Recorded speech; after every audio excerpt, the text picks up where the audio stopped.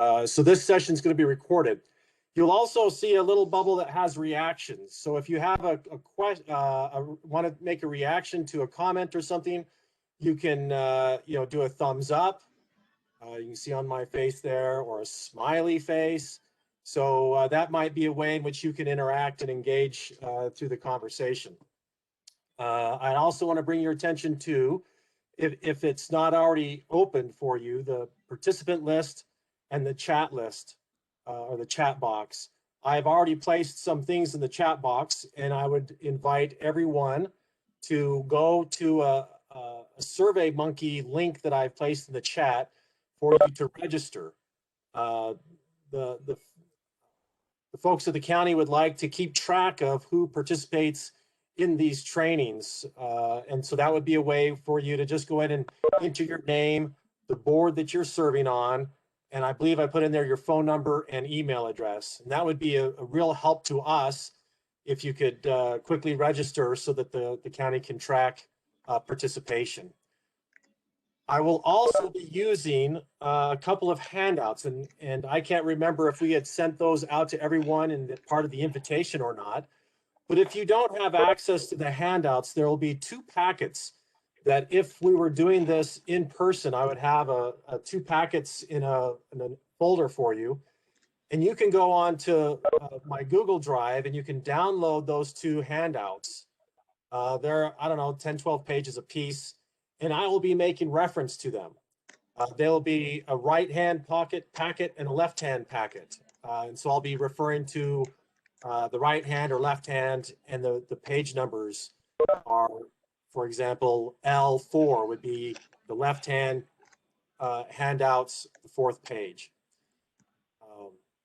And as I mentioned, today's session will be recorded so that we can post this for those, if you have members of your board or council that were unable to make it tonight, they can join in and participate through watching the video later on. And I will try to monitor the chat for questions.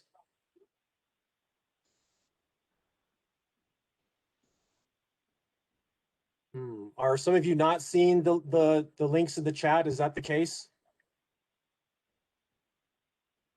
I do not see it. Oh, maybe you joined after I put it in. Well, maybe that was, my hope was to get on early and get all this stuff posted. And maybe it's not coming through for those of you that might have joined after I posted it up. So let me just put it back in there again. How's that? Oh, there it is. Yep. There we go. Yeah, there you go. I'm learning as we go. I just assumed that I put it in the chat and everybody as you joined would get access to it, but apparently that's not the case. The other feature that might be helpful for me, since it's going to be hard for me to both talk and keep you entertained for the next 4.5 hours. See, that's my favorite joke. For the next couple hours, is be able to keep up with the chat. So if you do have a question, one thing you could do is where the participant list is. If you hover over your name, you'll see a hand icon show up next to your name. And if you've got a question or a comment, you can click on that, and that will indicate to me that your hand is raised, and then I can call on you. And I'll do my best to access or to review the links, I'm sorry, the chat, and to see what questions you might have. So, and I think today's session is for both city and county board members. Is that correct? Are some of you county or city board members as well? Yes. Great. Community. Thank you. Yes. Community council members. And community. Okay, good. So it's probably a mix, and that's fine. The training today will be somewhat generic. There may be some specifics, or if you have specific questions, we can drill down into your particular board. But I think most of the content we'll be covering today are for those that are serving on public boards. And I just want to make the distinction between a public and a private board. If you are serving on a private nonprofit organization board or an association board, a community community group, a lot of what we're going to talk about today will not apply as a requirement for their like noticing meetings. So nonprofits are different, or other boards are different than a public board. And the comments and discussion we're going to have today are specific to public boards. So I just want to make that distinction, that there are certain constitutional and statutory requirements for public boards that do not apply to, say, a nonprofit or a community association. So I wish we could all be meeting in person. For those of you that have participated in my trainings before, I like to be very animated. I have flip charts. It's a very interactive process, and it's just very difficult to simulate that type of environment here as I look at a whole bunch of little pictures of your faces. So what I have done is I've created a PowerPoint presentation, and I will try to go through that presentation and share the same, level of, try to encourage discussion, questions that you might have. I want to make sure that you're clear about what your expectations and responsibilities are as a public, serving on a public board. So throughout this, please raise your hand and let me know if you've got a question. And I'll pause periodically to make sure that we've covered everyone's questions or respond to comments. I think that's about it for housekeeping. So let me go ahead and share my screen.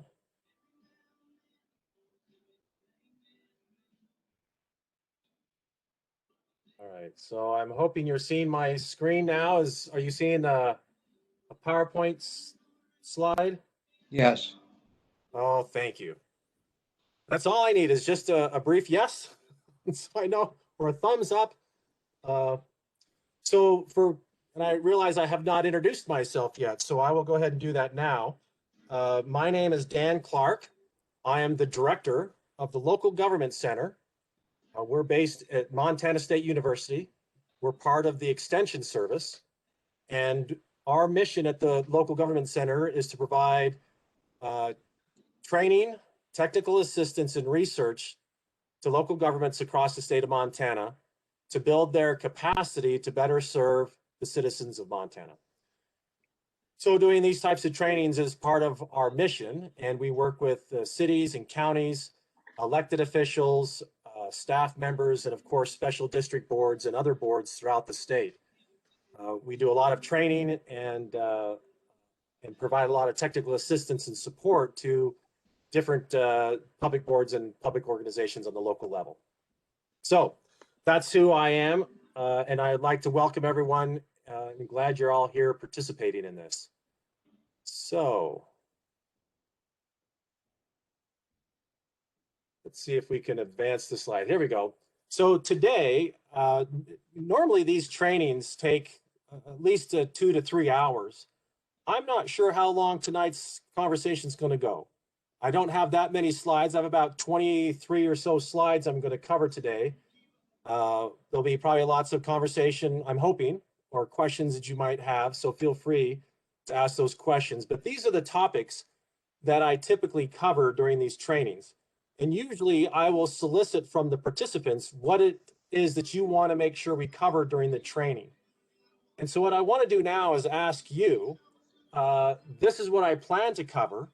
Is there something that is not on this list that you would like to make sure we cover before the evening is over tonight? So if you've got a request for additional topics, feel free to unmute yourself and tell me what you'd like to make sure we cover today.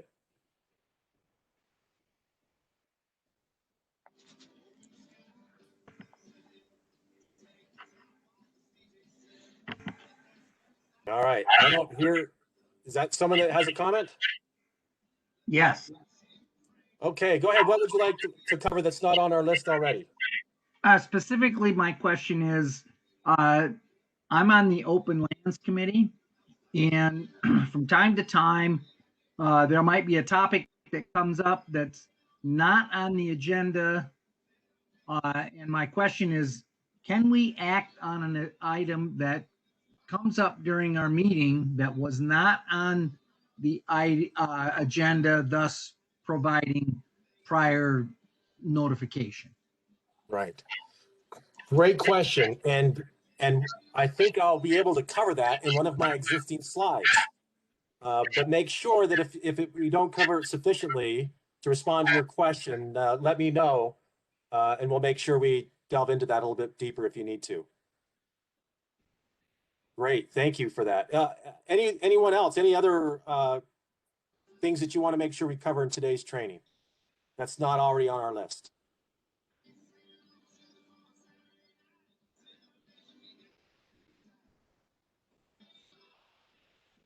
All right. Well, they say there's an 8-second rule. When you ask a question, you got to wait 8 seconds for people to find their mute button. So hopefully, and feel free if something else comes up. This is a pretty, laid back process. So please weigh in if you've got a question or a comment.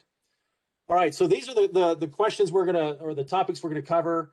We're gonna first have a discussion, or I will explain, or we can interact. We'll see how this goes. But talk about why government. Why do we have government? Why have we in society set up government? Then we'll talk about principles of good governance. Then we'll review the Constitution to action. How is it the Constitution that we have in the state of Montana, how it trickles down to how we on our special districts or the boards we serve on, how is that applicable to us? So we're going to take that journey from the Constitution to action.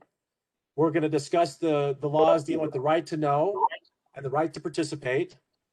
We'll discuss rules of procedure and bylaws. And I know someone was just talking with the commissioner earlier about bylaws. We'll cover the laws related to the right to participate, so the public comment laws. We'll review agendas and public comment, how they fit on agendas, and meeting minutes, how to take meeting minutes, what should be contained in them. And then finally, board liability. I've got a couple slides to just review board liability. So those are the topics. And if there's anything else you want to talk about, please weigh in at this point.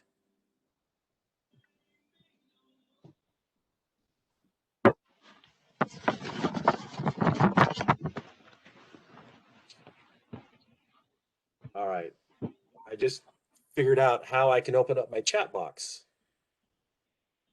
So hang on, and I'm going to. Oh, I've got in here media relations. Okay, Susan, we'll write that down.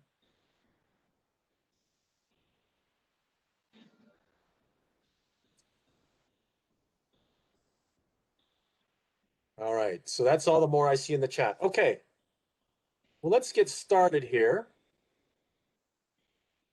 Make that a little bit bigger so you can see. All right. Next slide here. So let me ask, why is it that we have government? Why have we created government? What's the point and purpose of it?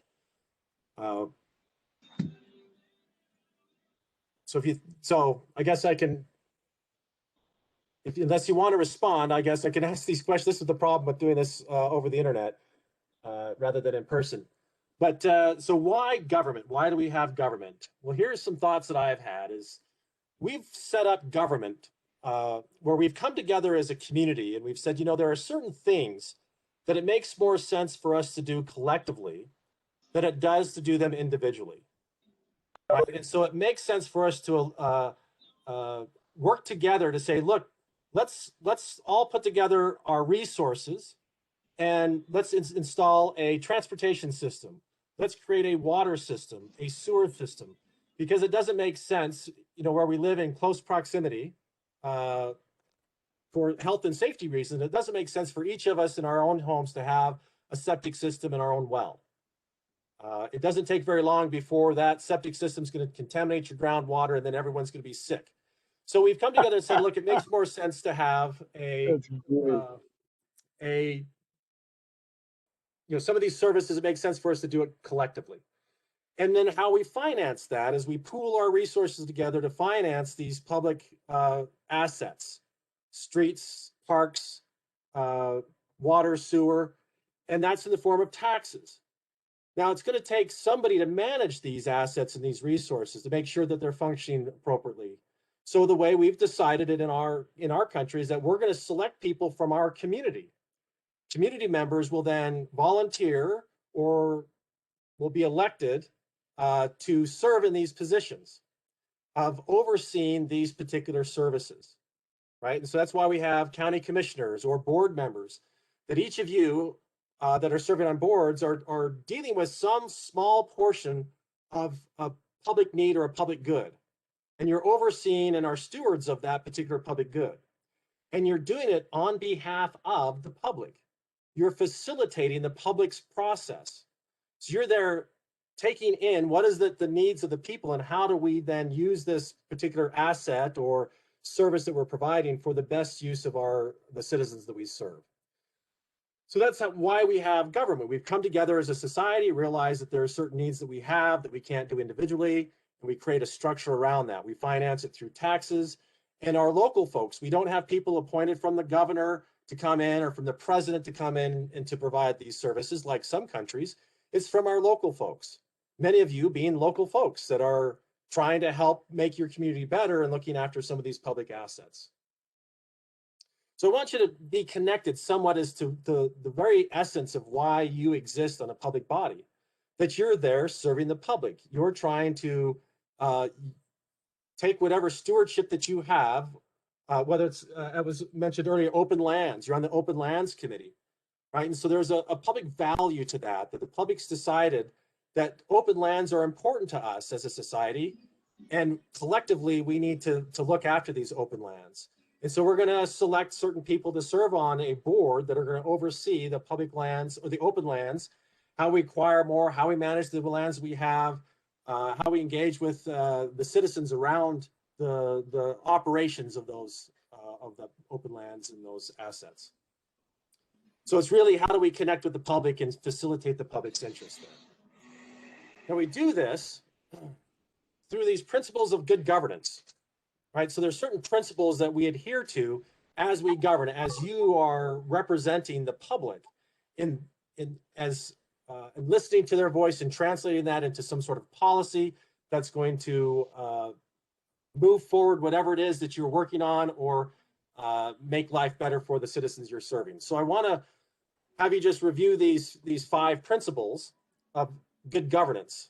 And so we look at the first one, legitimacy and voice, where participation in this democratic process that we've created is really important.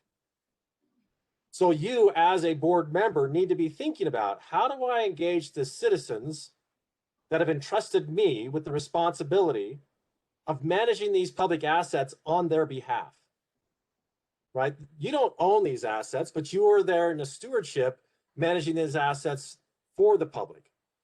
And that's often a challenge that people will have, maybe not the folks in Missoula and Missoula County, but there are some that I interact with that they have a sense of ownership around that particular board or the assets of the community, whether it's on a city council and it's like, no, this is ours. We are the city. They rather than recognizing that they're operating the city on behalf of the public. So it's just a perception issue, but that participation is really important so that you're allowing people and their voice to be engaged and you're listening to what they have to say and trying to reflect the best you can that balance between managing the asset for the public and listening to what the public wants. Often in the public arena, we are focused on consensus orientation. We're trying to hear all the different perspectives, all the different ideas and input. And then we're going to work together as a board to try to figure out how do we move forward? How do we find some sort of a consensus? I'm not too much of a fan, although it's an option, of split decisions. If you have a 5-member board and you have a lot of decisions that are 3-2, 3-2, I'm keen to have the board work on those issues, work on that, measure that project until you find some level of consensus around it. How do we do the most good for the most people? And what is the dissenting voice? And how do we incorporate their concerns and their frustrations or their ideas into an overall outcome? And so working towards that consensus, not only within the board, but also within the community. I also find it very helpful for boards and elected bodies to have some sort of a strategic vision. In my experience, when there is a strategic vision and some sort of a strategic plan, it allows that board to focus more on how do we accomplish our vision. And it occupies their time and energy and efforts on something constructive and something external to the board. My experience is when we have a meltdown with a public board and there's a lot of infighting and a lot of power struggles that are going on, it's usually because the board does not have a strategic plan. They do not have a vision of what they're trying to accomplish. And so they end up having a lot of infighting or disruption going on because they don't have anything to focus on. And it also, having that strategic vision allows you as a board, or allows the board to better communicate to the public why you're making the decisions you're making. When you can explain, here is our vision, and this is what we're trying to accomplish, and this is how this decision that we're making today fits into our overall objective. That gives you a different conversation with the public than just saying, well, we're making this decision because it's our authority and it's within our purview. If you don't like it, lump it. Which I've heard people say that to the public. And so I think as you work towards that strategic vision, work with the community trying to articulate what is that? What is our desired future? And then how are we making those decisions? It makes it much easier for you to be accountable to the decisions that you're making. The next is being performance, being responsive to the interests and issues that the public brings forward, and responsive to all stakeholders that are involved in the decision-making process. And then being effective and efficient as the structure of government will allow. We don't want to create unnecessary roadblocks and challenges for the public to engage, or a litmus test or a screening process. We want to have that to be a seamless connection between those that are serving the public and the public. So being efficient in what you do, rather than dragging your feet or kicking the can down the road, but pick it up and say, how do we address these particular issues that we're facing? And how do we do it in the most efficient way that the law will allow us to operate? Then being accountable. Transparency and accountability seem to work hand in hand. In order for you to be accountable for the decisions that you're making as a board, it's important that you make those decisions out in the open.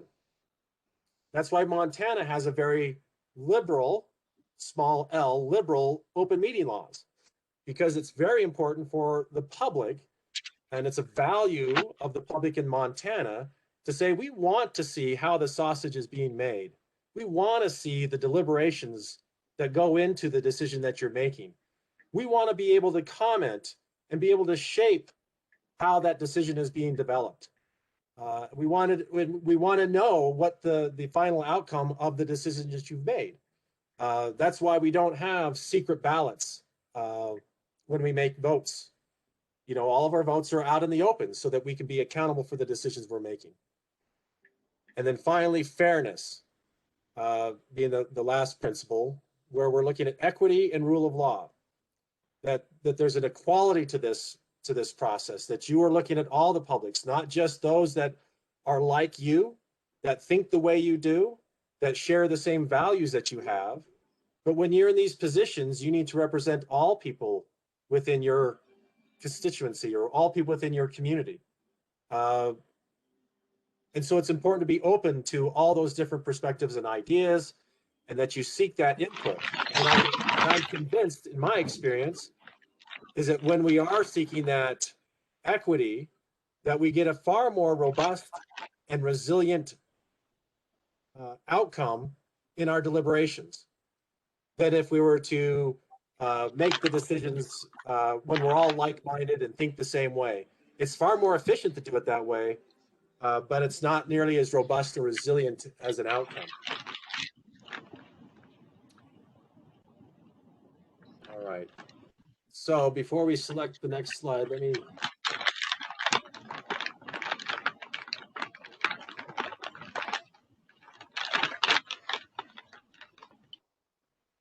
There we go. All right. Are there any questions or comments about our principles of good governance? Or does anybody have any experience with applying any of these principles on their board and what difference it made or didn't make?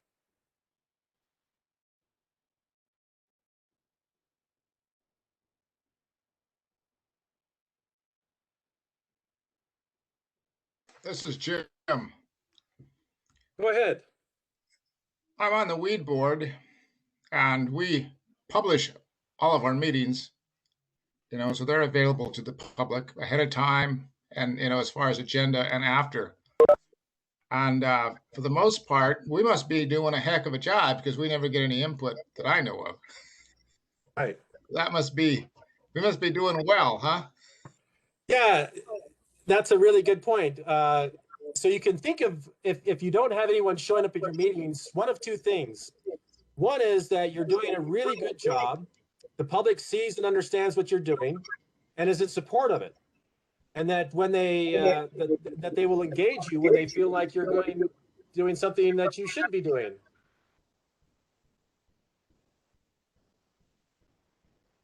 Or there's a rampant apathy in your community and people just don't care. They don't even know you exist. I'd like to think it's the other side that, I'll tell you a story, and this is the downside of me not being there because I love to tell stories. So I was a mayor of a small town in Montana, and we had a citizen that would come to our meetings. She was rotating through all the different public boards. She spent some time, engaging, we'll say in a very positive way, engaging the county commission, coming to all their meetings and really kind of asking lots of questions and being that very engaged citizen, shall we say. And then she'd move on to the city or to the school board, and she was highly engaged with the school board for a while. And then they came around to us and at the city council and our city meetings, and it was creating quite a bit of angst for the city council and myself as she was making accusations and claiming different things and representing herself as saying, I'm here representing all the people, which I thought was ironic because that's what I thought we were doing.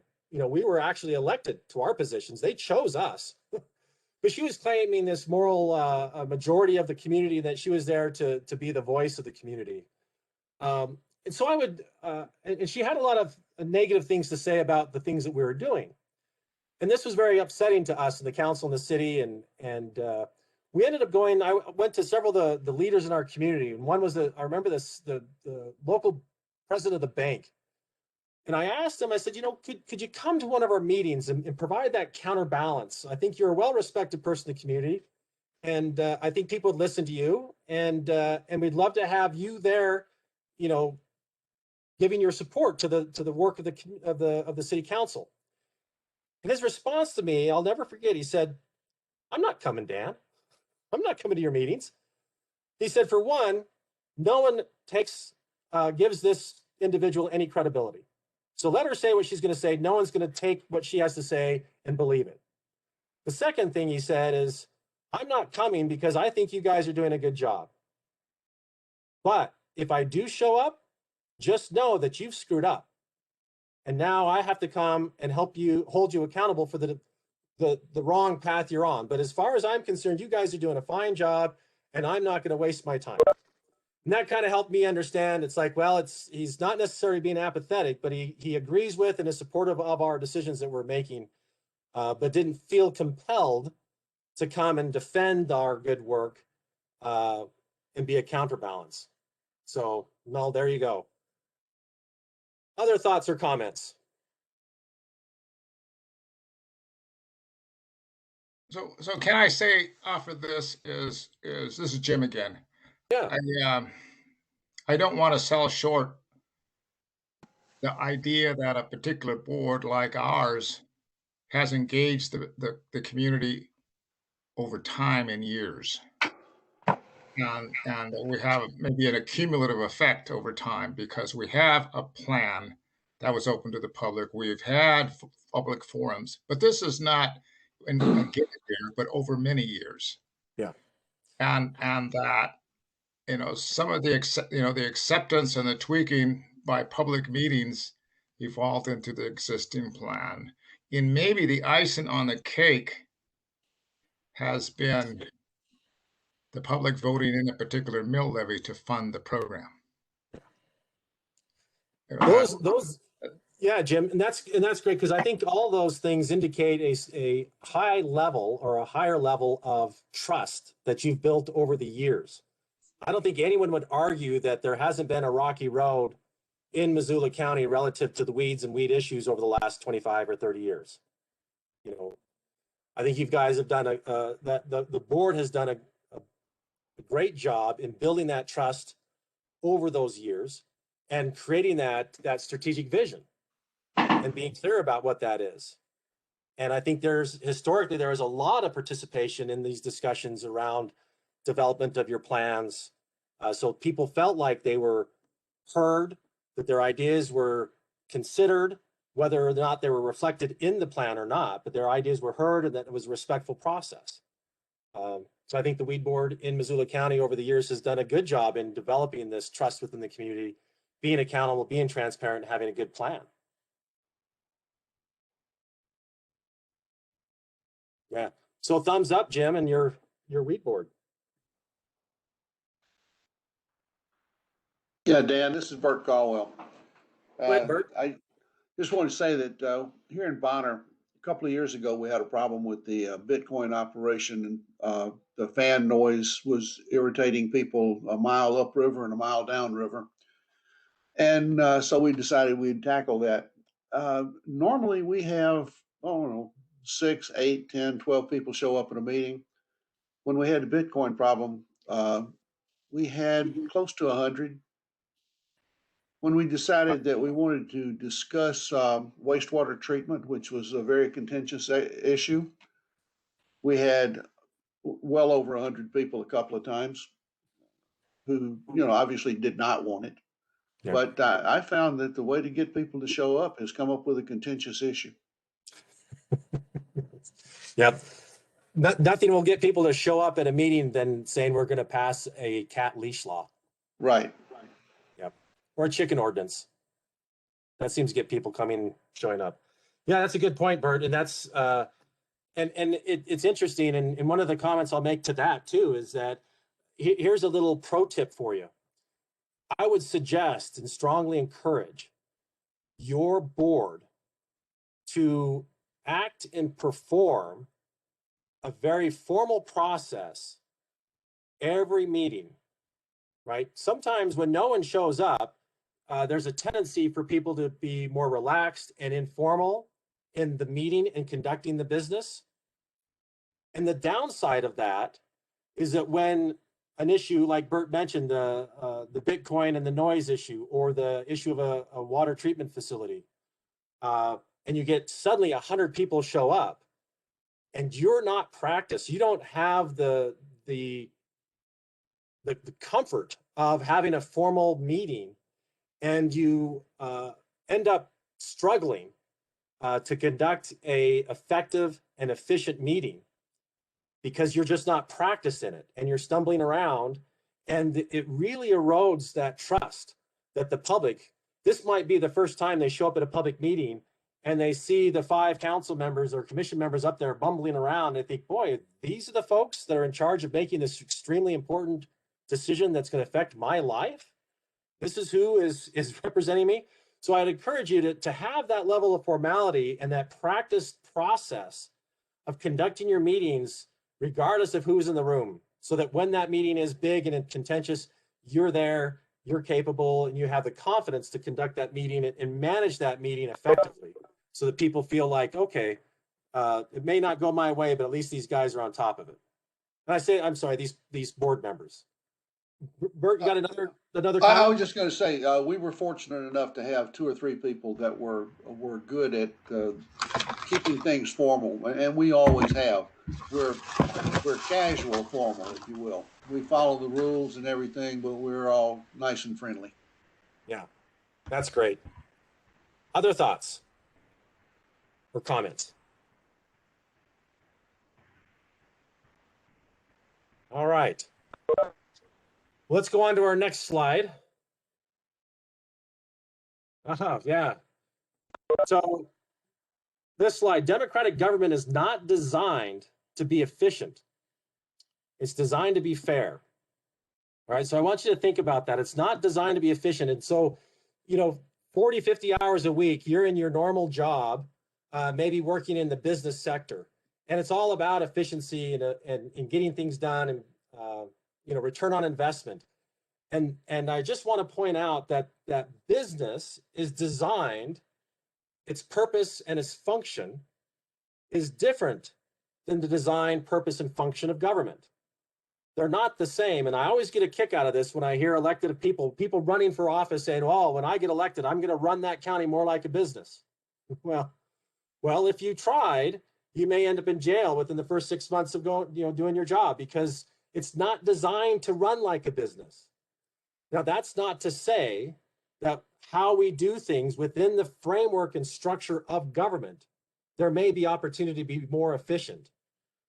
But when I always get concerned when people say, gosh, it's just a drag for us to spend all this time noticing meetings and all this stuff. Can't we just meet on the computer? We can quickly dispatch business through a couple text messages. Well, you can, but that's not how government's designed. It's not designed to be quick and efficient. It's designed to make sure everyone is part of the process, that you are there in stewardship, facilitating the public's process. So it's not about you and the board being efficient. It's about how well you engage the public to conduct their business, right? So that's one of those things I want to just make sure you're aware of and thinking about. How do we make sure that we are doing the people's business? And that's not always the most point A to point B efficient way of doing things. It's not designed to be efficient. So I just want to honor that slide there. So here's this next, this Constitution to action, how things boil down to, what it says in the Constitution and how do we behave and act and what are our responsibilities on the ground in Missoula County or the city of Missoula in the operation of your public board. So in 1972, we adopted we had a constitutional convention. And if you think about a constitution, what is a constitution? Why do we have it? And what's contained in a constitution? Well, a constitution, to me, is really a statement of values. What are the values that we have as citizens of Montana? How do we want to make sure we're governed? What are the rights that we have of citizens? What are the responsibilities and duties of government that we have put into place by the will of the people to work on our behalf and work in our interests, right? The public's interest. What's that structure going to look like? That's kind of how we design our Constitution. And so in there, you'll have enumerated rights. Here are the rights that you have as citizens. So as a citizen, you enjoy those rights.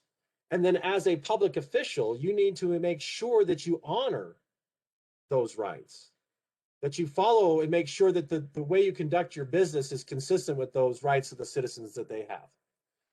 So once the Constitution is adopted and it's ratified by the citizens of Montana, the next step after we got our new Constitution in 1972 is that it goes to the Montana Legislature. So they have these legislative sessions where they take that Constitution, they say, okay, we're going to then operationalize these values or these rights that we have. So, and we'll show you here in a minute, there's a single sentence that deals with the right to know. And there's a single sentence that deals with the right to participate from the Constitution. That sentence is insufficient for us to know on the ground, right? Out here in the communities, how do we operationalize that? So that's where the legislature comes in and they say, okay, how do we make sure that there's a framework for you to operate? And so you know where the boundaries are when you're operating consistent with those those constitutional rights? And when is it that you're operating outside of those rights, right? So we need to have some clear lines and a framework that we operate from. So that's the role of the legislature to operationalize what it says in the Constitution. All right, so now we have that in the form of the Montana Code annotated. The next step is that on the local level, right? Now, fortunately, well, we'll say historically, the legislature has chosen not to micromanage local governments. All right, so I said that. So what I mean by micromanage local governments is that they're not telling you when to meet, where to meet, what time to meet, right? They just say, when you meet, you need to make sure you meet these certain criteria. And it's up to you to decide the specifics of that. And that's where you make your local policies, right? So you create your bylaws, or what we call rules of procedure. Here's how we're going to govern ourselves on the local level. This is where we're going to notice our meetings. This is where we're going to host our meetings at. This is the times our meetings will be. These are the days of the month that our meetings will be held. This is what our agenda looks like. This is how things are placed on the agenda. This is what a hearing will look like if we have to hold a hearing. Our hearings will be held this way. If our particular group or board has ordinance powers, here's how we're going to create the ordinances, or here's what our resolutions process will look like. So that's all decided on that local level in your local policies. Then after that, there still may be some questions. There's some ambiguity in the law. And so when there's ambiguity, you're not sure where the line is, whether you're adhering to the law or not adhering to the law, whether you're honoring the public's rights or you're not honoring the public's right. It's a gray area because the legislature used ambiguous language. For whatever reason, they chose not to use specific language. So who do we go to? Who do we ask to clarify when there's ambiguous language in the law? Well, one option is you can go to the Attorney General and you can ask the Attorney General, can you give us an opinion? The law is not clear and we don't want to violate someone's constitutional right, and we don't want to be sued for this because it's very expensive to find out whether we were correct or not correct. So can you please give us an opinion? And so the Attorney General then will give you or give the governing body or the state an opinion, and will clarify some of that ambiguous language. So that's one option. Or the other option is that you can go to court. You can say, clearly, we feel that the law gives us the authority to do these things. If the public says, no, we don't think you have the authority from the way we read the law. And so the only way you can settle that is go to the other branch of government, and that would be the court system, and have the court decide for you what does and interpret what the Constitution says and whether you're in bounds or out of bounds, right? And so that's the flow of how we take the Constitution, these very broad general statements, and how it funnels down to how is our board going to specifically honor those rights and ensure that the public is consistently allowed to exercise their rights relative to your particular board. Does that make sense?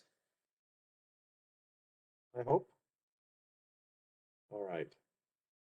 So let's look at a couple of these constitutional rights, and then we'll look at what the law says, and we'll point out some of the ambiguous language. So in our Constitution, in Article 2, there's the Declaration of Rights. And I want to focus on 3 of those rights, Section 8, 9, and 10. So Section 8 is the right to participate. So the public has the right to expect governmental agencies to afford such reasonable opportunity for citizen participation in the operation of the agencies prior to final decision as may be provided by law, right? So right there, that statement, as provided by law, is an indicator. All right, legislature, you need to meet and create laws that ensures that the public agency is going to provide reasonable opportunity for the citizens to participate in the governing process prior to final agency action, right? So that's the constitutional right Now, the legislature needs to create the law to spell out what's the framework that we're going to operate in. All right, the next one is the right to know. No person shall be deprived, right? Notice very specific language there. No person. So it doesn't say no person in your jurisdiction or no citizen in your, in your town, but they're saying no person. So it could be someone, for example, from Canada can come down and say, I want to examine these documents. You shouldn't be asking for their residency or, this is where it comes down to we're treating all people fairly, right? Doesn't matter what your need is, what your interest is, where you're from. If you want to ask to see a public document, here's the public document. All right, sorry, I digress.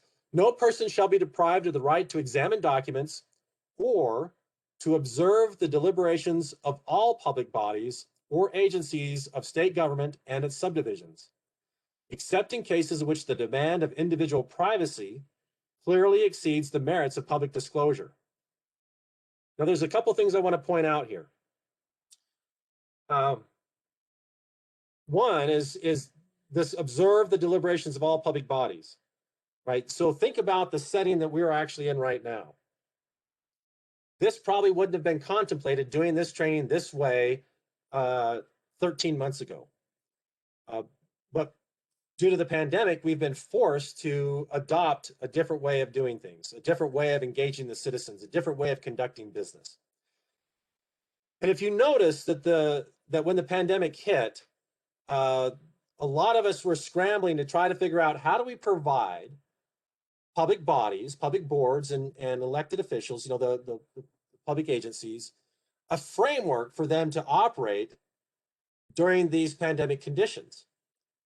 And you'll see in you'll see in a later slide that you have the authority and the ability by law to conduct your meetings electronically.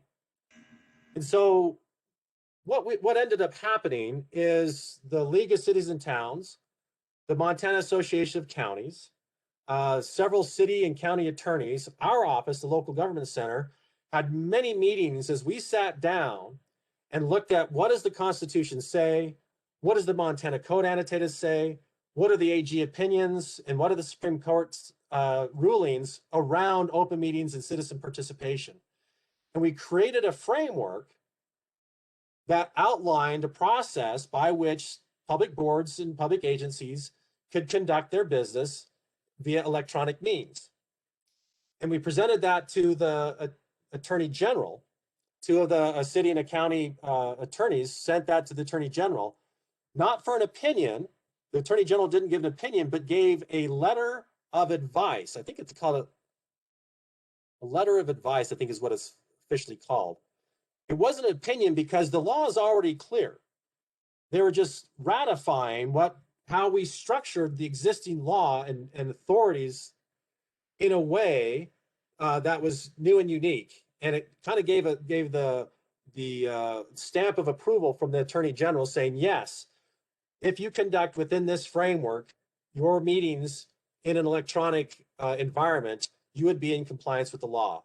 So the Attorney General did not give any public body, permission to operate their meetings outside of the law or the Constitution, but rather created a framework by which you can stay compliant with the law and Constitution. And you can see that framework on the League of Cities and Towns website, our website, Montana Association of Counties website. So that's available out there if you haven't already seen it. But it's a really helpful document for you to think through that process to ensure that how you conduct your meetings in an electronic format or platform that would be consistent with the Montana Constitution and the laws. All right, then the third right I want to cover, and I'll come back to my other point on that last one. The two of these need to work together. So the right of privacy, the right of individual privacy, and I want to point out here, it's individual privacy, right? So it's the privacy of an individual, not a corporation, not, although there is a few exceptions on that, but by and large, it's my privacy or your privacy. It's an individual person's privacy. That is essential to the well-being of a free society and shall not be infringed without the showing of a compelling state interest. So we have this right to privacy, but also we have a right to know, right? So we have two constitutional rights that have the potential to be in conflict with each other. So I just want to honor that idea that when there's a conflict, for example, records are open to the public. So meeting minutes open to the public, agendas open to the public. Your board's budget is open to the public. But if your board has an employee and you have a personnel file for that employee, that may be considered to be private, right? So the Supreme Court has ruled that personnel files are something that would be considered to be private and that the public doesn't necessarily have a right to know. And so there's this balancing act between these two constitutional rights, the right to know, but also the right to privacy. And when there is a conflict between the two, we need to balance that. And if you are a chairperson of a public board or public board that is needing to discuss an issue of privacy, you're going to have to weigh, do we close this meeting and violate the public's right to know? Or do we keep this meeting open and potentially violating this person's individual right to privacy, right? So it's important that you understand that there is a balancing act between those two constitutional rights. Now, before I move on, is there any questions about these three constitutional rights and the kind of the general intent of our Constitution? Because in a minute, I'm going to then talk about how do we narrow that how do we operationalize that, and we'll start reviewing what the Montana Code Annotated says. But I'll pause here for a minute if anyone has any questions or comments.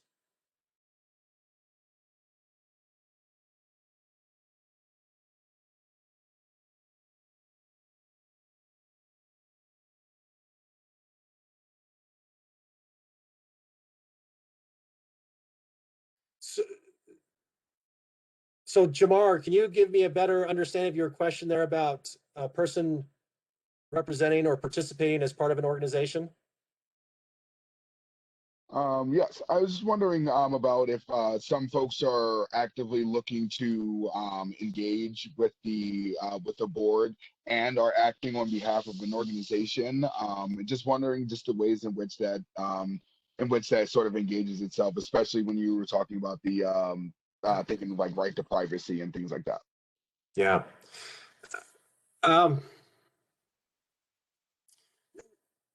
What would be helpful when someone comes before your board and is representing another entity, and just like your board, right? If your board is going before say if you're a community council for the county, which your advisory to the commission, my hope is that before the say the board chair or a representative of the board goes to the county commission, they're going on behalf of the board and that they're speaking, with legitimacy, that the board has come together and said, yes, here is our decision. And could you, Mrs. So-and-so, could you please carry that decision to the commission or send a letter to the commission saying the board has acted on this. Here is our recommendation as we advise the commission. I like that. It brings legitimacy to that conversation. This, Jamar, may or may not be answering your question, but I like the fact that it brings that legitimacy rather than an individual board member just goes to the county commission and says, hey, I don't like the direction we're going in, or I want this, or I want that. And if the commission, what we've advised the commission to do in these situations is say, look, we're not going to deal with you as individuals, right? You need to find consensus as a community council and then come to us when you're settled on your consensus. But we're not going to arbitrate the different concerns. You're coming with your own pet peeve and someone else's, and that's not what that's designed for. You're a deliberative body. Come to your consensus and then come to us with the outcome. And I don't know, Jamar, if that was answering your question or not. No, that's really good. Thank you. Okay. All right.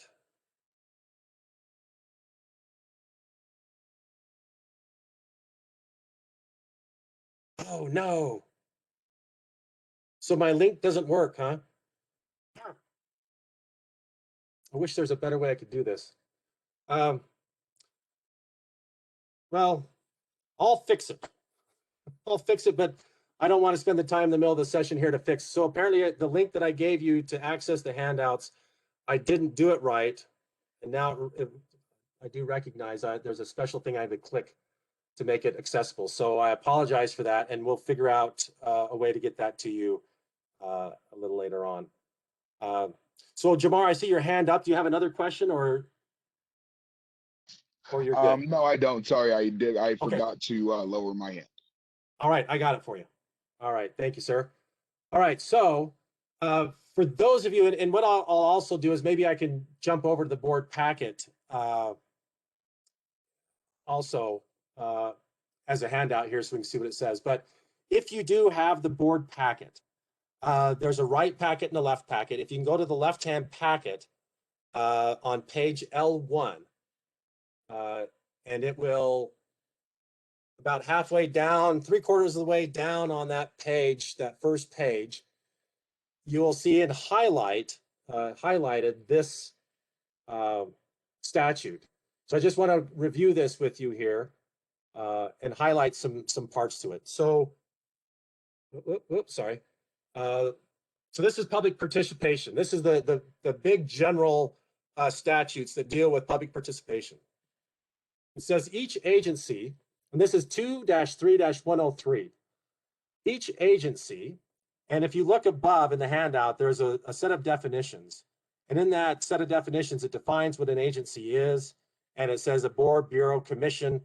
You know, those are most, I would say, it's easy just to say all of you, if you're a public board, either elected or appointed by a public official, you are considered an agency, and that you have a public duty to adhere to these statutes. So each agency shall develop procedures for permitting and encouraging the public to participate in the agency's decisions that are of significant interest to the public. So a couple things here. One is these procedures for permitting and encouraging. So you need to develop these procedures, and what we call them as bylaws. And in our packets, we have a set of bylaws that I'll show in a little bit, that there's about 8 pages, and it's a boilerplate set of bylaws. And I think it's set up for a city, county, water, sewer district, or some sort of a water sewer district is the template. But if you go to our website at msulocalgov.org, you can download that rules of procedure, or those bylaws, as a Word document, which will allow you then to modify and customize that boilerplate to your specific board. You can put your board name in there, when you meet, where you meet, all that stuff it's easier to do it and customize it with a Word document. So on our website, Word document, the set of bylaws. If you have the handouts, and I can't recall right now if they're in the right hand or left hand pocket or packet, but they're also in your handouts. All right, so that's one of the things. There is a statutory expectation for you to create procedures, right? Bylaws. So you need to have bylaws, and in those bylaws, you're supposed to say how you're going to encourage, not only permit, but encourage the public to participate prior to final action. So I just want to highlight that permitting says, yeah, we're going to tell you when and where we meet, and we're going to unlock the door, right? That's permitting you to participate. But there's also a statutory expectation for your board to encourage the public to participate. Now, what might that look like? What would encourage look like? If you think about the statutory requirements for you for noticing a meeting, right? You need to notice it in certain places. You need to have the agenda available. That's the minimum expectation to satisfy the law. But on this encouragement side, you could have a listserv of citizens that are interested, that would like to receive notice when you're meeting, and the information packet and the agenda of each meeting. You can post it on a social media accounts You can say, hey, the Bonner Community Council is meeting next Thursday night. Here's what's the agenda. Please come. We'd like to hear what you have to say. Some of those things that would be part of that, encouraging the public to engage and to participate. So there's one example, or one statutory expectation for you to do more than what is statutory required of you. Right? The next sentence. Oh, the other thing I want to point out here. Significant interest to the public. Decisions that are a significant interest to the public. That's pretty ambiguous to me. There's no real clarification on that from either the Attorney General or the Supreme Court. Well, there is some, they're not taking on head on, but there is some context. But the way at the local government center, we say any decision you're making, any time you're asking for a motion, anytime you're going to end up rapping the gavel saying, okay, motion passes or fails, that is a decision that I would just say, make it easy. That is going to be part of the public has a right to observe that and participate in that and make comment to it. Bert, I say you got a hand up. Go ahead with the question. No, I think maybe I forgot to put my hand down. Okay, I can do that for, there you go. Great. Thanks. Yep. Hopefully I didn't catch you napping right there. I think you'll never know. Okay, if it was me, I'd be probably watching YouTube videos or something. All right, so that's one of those ambiguous terms there, significant interest of the public. The next sentence, these procedures that you're creating or bylaws must ensure adequate notice and assist the public participation before final agency action is taken that is of significant interest to the public. So again, I wouldn't try to split hairs and try to determine what's significant and what's not significant. Just assume everything is significant. And I'll tell you a story here in just a second. The other thing I want to point out is adequate notice. That's one of those ambiguous terms. What is adequate notice? What might be adequate to me maybe is not adequate to someone like Bert. Bert says, hey, tweet it out to me, give me 4 hours and I'll be there. Whereas myself, I'd say, I want 2 weeks notice. I want a postcard in the mail and I want someone knocking on my door saying, hey, there's a meeting Thursday night. We need you to come, right? So we all have a different interpretation of what adequate notice might mean. So this is one of those situations where the legislature did not sufficiently define that constitutional right and give you a clear line saying this is the line. On one side, you're in compliance with the Constitution. On the other side of the line, you're out of compliance. So in this case, city and county attorneys around the state, when this law came out, they got together and say, well, you know, what's adequate notice? How much time should adequate notice be? Is it 12 hours, 24 hours, 36, 48, 72? Where is the line? And they were all unwilling to press that. You know, certainly you could say, well, you know, 1 week, you know, that should be adequate. Well, yeah, but is that more than you need? So no one wanted to make it too onerous, nor they didn't want to be on the side of potentially violating someone's right to privacy or right to participate. So this is one of those cases where they appealed to the Attorney General and asked for an opinion from the Attorney General. And in this case, the Attorney General said adequate notice for a public meeting where, you know, decisions of significant interest are being made by a public body should be noticed 48 hours in advance, and that the amount of time should increase with the relative importance of the decision being made. So a little clarity with a little bit more ambiguity. Typically, the way we interpret that that idea of that notice should increase with the relative importance of the decision being made. Take, for example, if you're a fire district and you're contemplating buying a new fire truck, right? Spending, I don't know, $150,000 on a new fire truck. My guess is that is not a decision you're going to just out of the blue post on a meeting notice or an agenda 48 hours to making it. That has likely been a part of that board's discussion for, if not 6 months, possibly a year. right? So that totality of discussion about that item, having it been repeatedly noticed, discussion on the purchase of, discussion on a criteria for new fire truck, discussion on price limits, discussion, on all those meetings leading up to the decision of purchasing that fire truck. That's how we would say would be there's been adequate notice for the relative importance, right? There's been lots of discussion around that. It's just not something you're going to spring on the public at one meeting. Yeah, we're going to drop $150K buying this new fire truck with a 48-hour notice. Please don't do that. So I'm just saying that's going to create all sorts of angst for you and for everyone else. All right. And here again, I just want to point out that the procedures must ensure adequate notice and assist public participation. Here again is another statutory expectation for you to do more than just what's the minimum required, but you are to assist the public in their participation before final agency action. So you're to encourage and assist them. So just be thinking about how might that look for your board?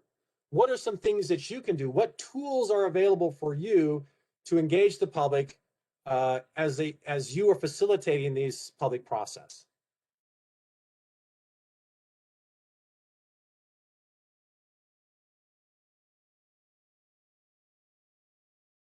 All right. I just saw a note here that Kyla is saying that, so in the email that she sent to you noticing this meeting, she also attached the handouts. So if you can find that email that announced this meeting, you can get the handouts. All right. Thank you. All right. Next sentence. Don't you love this, going sentence by sentence? The agenda for the meeting, as defined in 23202, must include an item allowing public comment on any public matter that is not on the agenda of the meeting and that is within the jurisdiction of the agency conducting that meeting. So this goes to the question that was asked earlier, and I apologize, I didn't get your name. But it's this question about what if something comes up? Maybe something comes up during public comment, or something comes up through our subsequent discussion. Can we take agency action on? Can we take action on that issue that came up either in a comment or that just came organically during that meeting? So if you see the next sentence, so one, I want to make sure that we all understand that you need to allow at least 2 forms of public comment. One is comment on anything that's on your agenda, right? Anything that is of significant interest to the public. You anticipate discussing these things, and we're going to allow the public an opportunity to comment on those items on the agenda. The second type of public comment is this one here, where it's anything that's not on your agenda, but is within your jurisdiction. You need to allow the public to comment on anything that fits that criteria. So just because you're not talking about it on the agenda doesn't mean they don't have an opportunity to comment. So there's might be something that's they want to comment on to help drive the agenda, help saying this is how they're going to get their ideas and concerns and frustrations to the board, who's going to then mediate that on behalf of the public. That is your purpose and role, right? So we want to make sure that they have access to you, and they're not going to stifle them by saying, no, we don't want to hear what you have to say unless it's on our agenda. So there is a statutory expectation that you will allow the opportunity for the public to comment on things not on your agenda, but within your jurisdiction. For example, of something that you could say, no, we're not going to talk about that. Say you're the weed board, right, Jim? Say Jim's on the weed board and a member of the public says, I'm here to talk about the disrepair of the bridge on County Road, 17 out there by Rattlesnake, whatever, right? If Jim's the chair, he could say, sir, I appreciate your concern over that bridge and its ill repair, but we're the weed board and we don't have any jurisdiction over the repair of the bridges. We're here to discuss issues dealing with noxious weeds. If you have something you want to talk about relative to noxious weeds, we're happy to hear about that. But if you want to talk about the bridge repair, I would encourage you to go to a county commission meeting and talk to them at the county commission meeting. It's their jurisdiction to deal with that, right? So you can nicely and politely direct them to either, let's talk about what our agency has jurisdiction over, and then reference them to where they could speak about something that is of interest to them, but maybe not your jurisdiction. So then to the question that was asked earlier at the meeting, here it is. However, the agency may not take action on any matter discussed unless specific notice of that matter is included on an agenda and public comment has been allowed on that matter. Public comment received at a meeting must be incorporated into the official minutes of the meeting as provided in 23212. So a couple things happening here. One, your public comments need to be incorporated into your meeting minutes. And we'll talk about meeting minutes later, but they need to be incorporated there. We can talk about what that might look like. The other thing I want to mention here is that an issue that comes before the commission or your council or board, I would be hesitant to discuss too much of the merits of that, but rather discuss it to the point of saying, is this an issue that we want to discuss and spend time as a board discussing at a future meeting, right? So you might want to discuss whether it's something you want to discuss or not. But I would caution you not to get too deep into the value or the merits of that particular issue, the pros, the cons, and coming up with solutions. That's part of what I would call the sausage making. And I think that's where the public needs notice that you're discussing that and that you're participating in some sort of a policy-making deliberation around that issue. And that's different than saying, is this a matter that we want to have future engagement and discussion and policy discussion over? If so, you can always say, I move to place this on a future meeting agenda. That kind of motion is an appropriate motion. It's what they would call an administrative act. There isn't necessarily a need for the public to comment whether you're going to put that on your future meeting agenda or not, because that's when they'll have a chance to comment on it.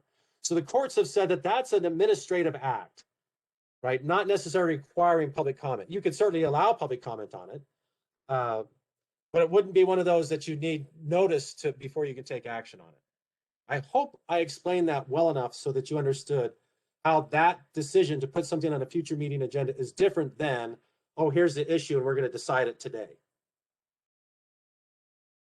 So hopefully you see the difference. One of the Question? Yeah, so we got a question or comment. Yeah, Dan, this is Pat O'Haron. This sentence, these two sentences refer, as I understand it, to items that were not on the published agenda, correct? Correct. Okay, thank you.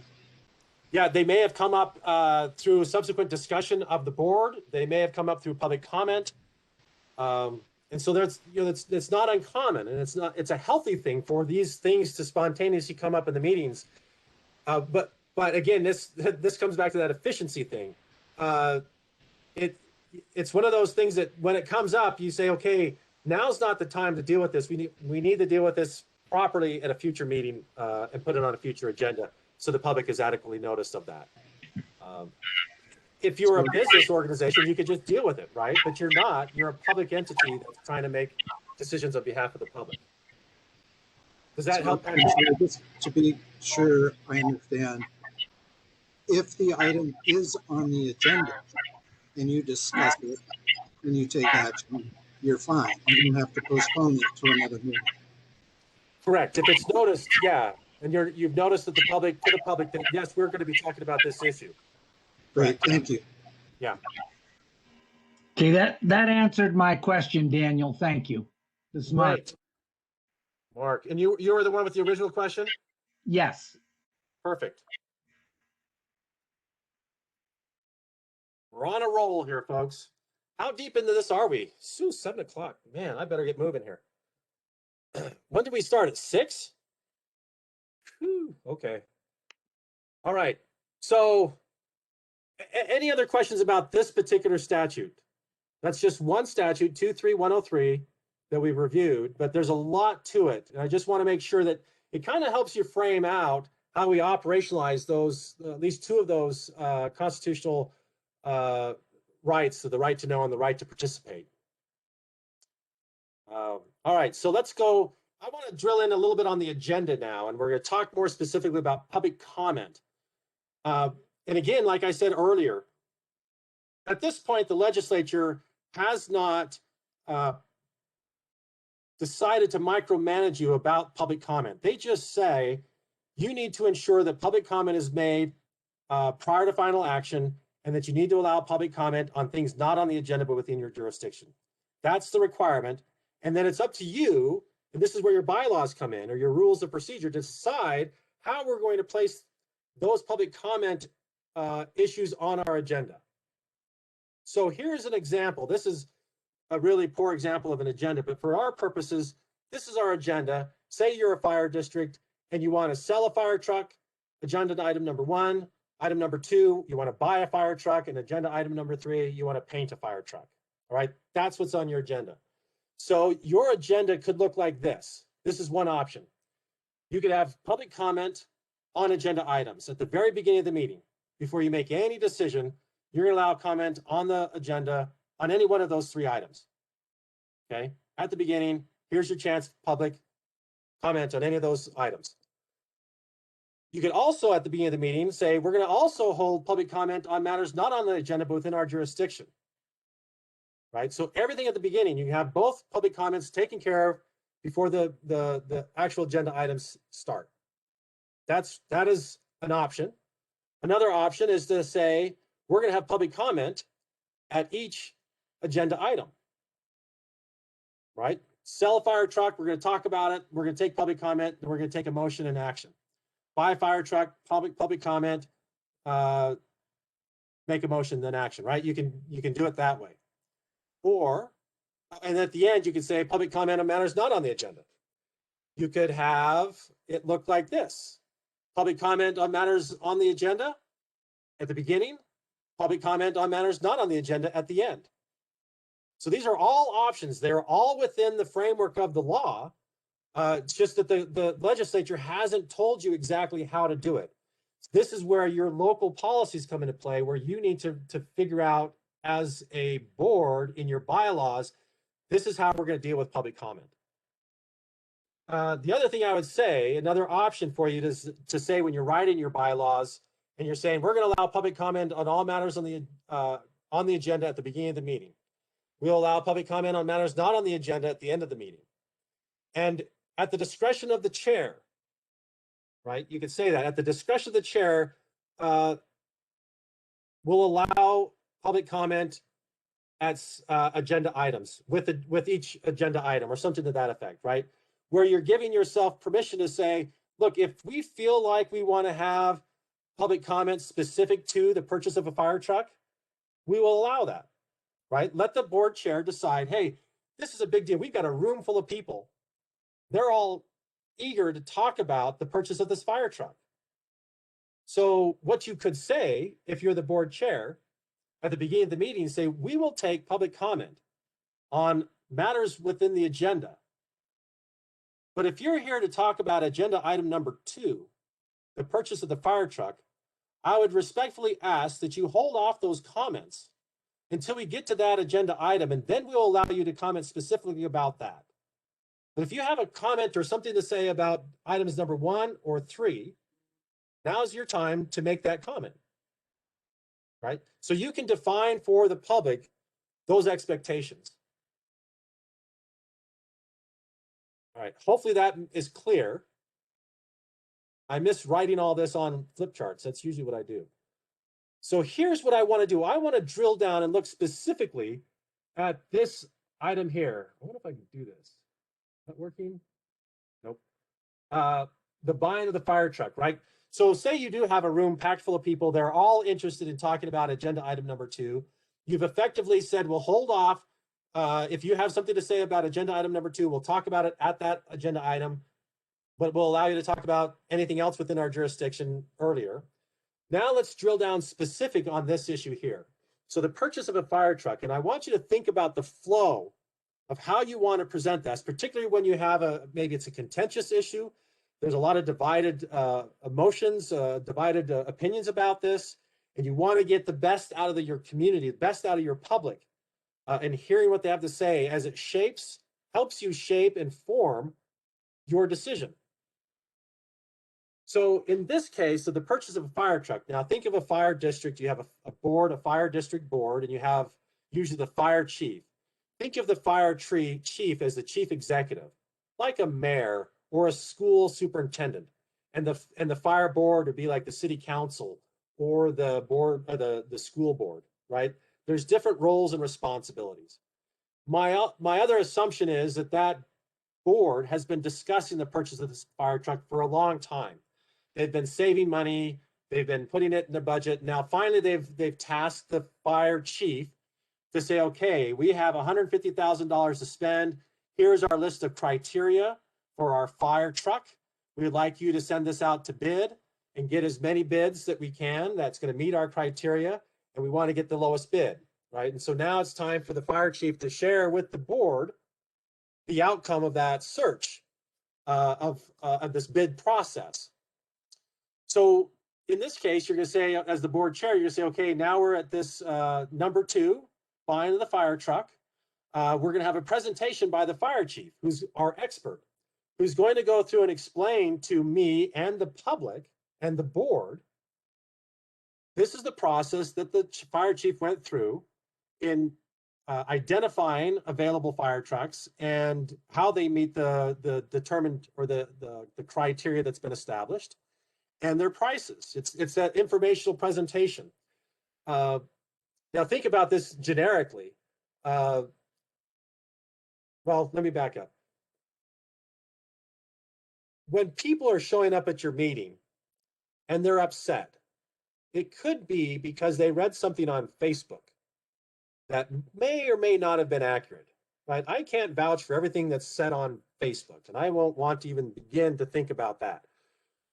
But say they read something on Facebook, say it wasn't terribly accurate, and now you've got the town or your district all in a lather, and they're all upset, and they're showing up there frustrated because they're angry at you about some issue that is inaccurate. But they don't know what the facts are. They just read something on Facebook that got them all wound up, and now they're there and they're angry. This point of having the informational presentation is intentional to have it here. This is the opportunity for the fire chief to share with the public, this is what we're doing. This is not what we're doing, but this is what we're doing. And they can clarify that we're not, buying a 80-foot ladder truck that can deal with 18-story fires because there's nothing in our district that's over 4 or whatever. You can dispel a lot of that in that informational presentation. So what happens is those folks that came up there with their pitchforks and torches, angry with the board because they're going to make what seems like a really dumb decision, when the fire chief goes through, or the expert goes through their explanation, they realize, oh, well, that's not at all what I heard or read on Facebook. And now they can start seeing and hearing the reasonableness of that decision-making process. And you'll notice the temperature in the room start to come down as people start understanding and appreciating, oh, I get it. Now they're informed. Now they understand what the issues are, and they understand the decision-making space that the board is in, and allows them as citizens to better engage the board. Now think, if you were to have the public comment at the very beginning of this meeting about the issue of the purchase of the fire truck, and all they knew was what they read on Facebook, you can imagine that public comment period would last for 2 hours of people saying the most outlandish things and all wound up and on fire over this thing because it's inaccurate information, and you're not in a position at that point to be able to clarify that information. So hold them off until you can actually spend time to go through a thoughtful, methodical process that allows them to understand the issues that you're dealing with. So fire chief, expert, gives his presentation. This is what we're doing, and defines for the board the decision space. Question and answer. This, I want to be very clear, is the board is asking questions of the expert. If the board is savvy, they have been reading that same stuff on Facebook. They know what the inaccurate information is, and they can ask questions specific to that inaccuracy. So you mean, fire chief, that we're doing this and not that? Even if the fire chief made that explanation very clear in his presentation, it wouldn't hurt to reinforce that. Ask those questions in a variety of different ways so that the public understands and hears and what it is that you're dealing with. What are the facts of the decision, and what's that decision-making space that the board finds themselves in?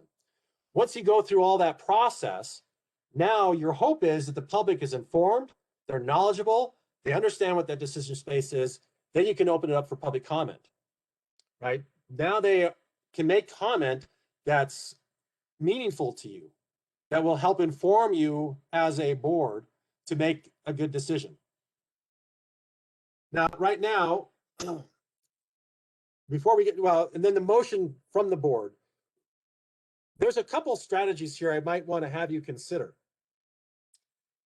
In this case, where you have a fire chief, the fire chief is probably working with the chair of the board to create the agenda.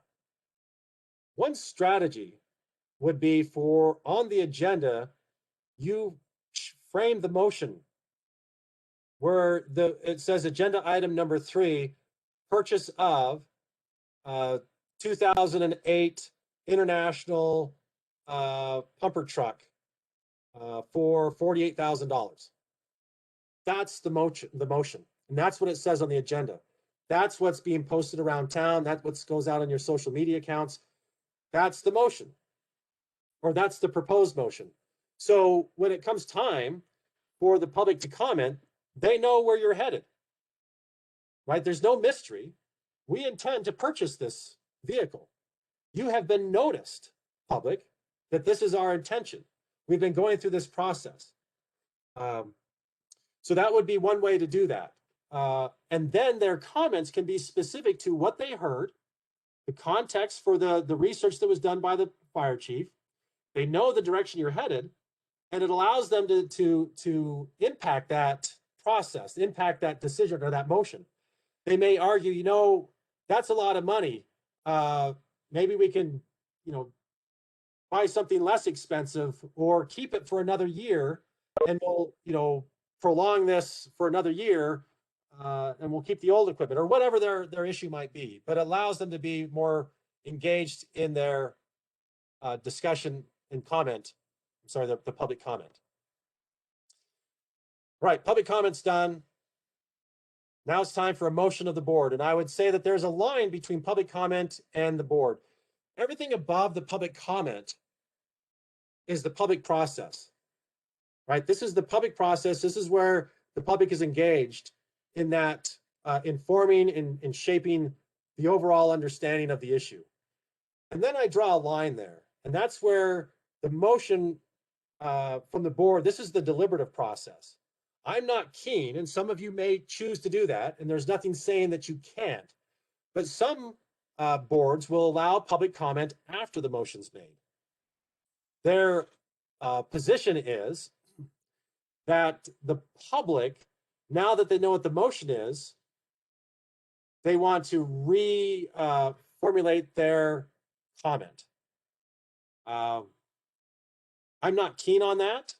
I think that's their opportunity was at the beginning, you know, to help frame it, and then let the board then deliberate. That's your role in this representative government, is to deliberate over that. And I would encourage you as board members to articulate your rationale. Explain to the public, this is why I'm voting for this. I'm supportive of this because, you know, we're replacing a piece of equipment that's 30 years old. We're, you know, you know, there's my reasons why. Or I am not supporting this motion for these reasons. It's too expensive. We're gonna have to go deeper in debt than I'm feeling comfortable with. I think there's other options for us than having to buy this piece of equipment. You know, whatever that is, you're giving your rationale for the reason why you're either voting for or against it. And it allows the public to understand why you're deciding what you're deciding. nothing frustrates the public more than to go through an hour and a half of heated public comment. We get the motion on the floor, no discussion. It's crickets. And then they go ahead and vote on it. And that, I think, is a travesty. And I think it's, you're not doing your job if that's happening. I think you need to explain and give the public your rationale as a board or as a board member why you're choosing to vote the way you are. That's part of that transparency, part of that good principles of good governance. And here's the deal and why I think that's so important. At the end of the day, the public may not like the decision you made, but they'll understand it. And that's a big deal. And a lot of them will say, yeah, I don't agree, but I understand why they made the decision they did. And I think that's at the root of the democratic process. Because we are so diverse, we're not always going to get what we want, but I think it's important that we trust in the system and we understand the rationale behind the decisions that are being made for us. And I think nowhere else other than on this local level is it so important. You know, so anyway, I encourage you to be very engaged in that. So you discuss the merits of the motion next, and then you take action on it. So that's the flow that you can try to implement when you're looking at a situation like this, where you have a room full of engaged citizens, shall we say.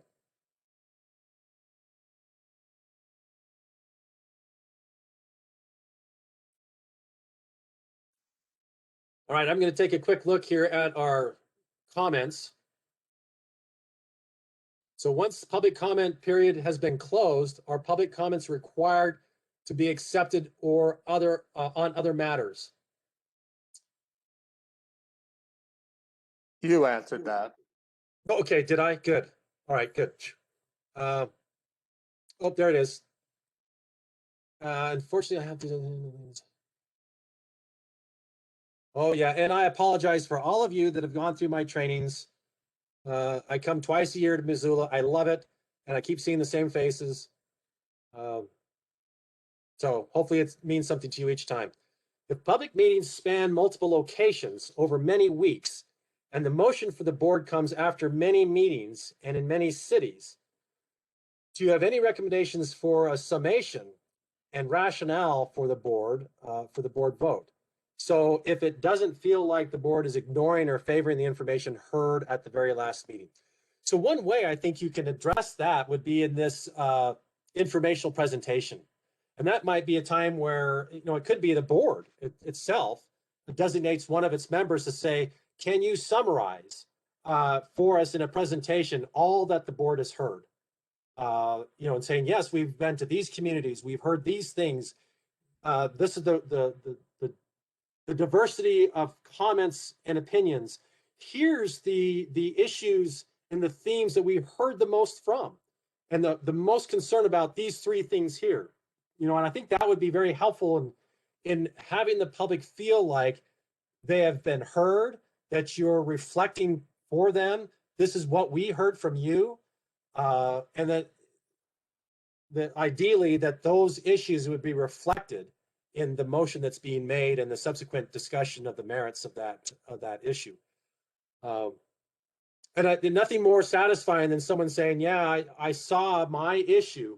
You know, the thing that I said was reflected up there on that in that presentation. They heard it, and it was part of the overall mix.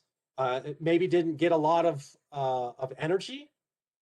Maybe I'm an outlier, but they can kind of see the math themselves that way. I think a lot of it is helpful for the presentation, how you help the public understand what goes into the decision-making process.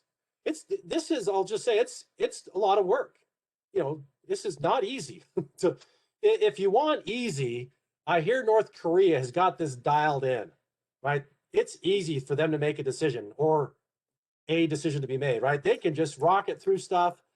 They don't care what the public thinks. They don't go on a 3-city tour trying to get public input before they make a decision, right? But this is the method that we've chosen. We feel that this is by far better than all other options. It's slow, it's cumbersome, it's hard work, But I think the outcome of this process is a far more meaningful and resilient decision, or the outcome is much more resilient. It's lasting. Yeah, and it's hopefully more equitable. Yeah.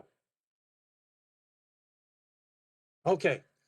All right. So let's see what else we got. 6 requirements for a legal meeting. This is one of my favorite discussions I have when we're doing this live. And I usually ask you folks, what are the 6 things required to have an open meeting? So any thoughts? Anyone want to unmute and give me a couple of them? What must happen in order for you to have a legal meeting? And there's 6 of those things that must happen.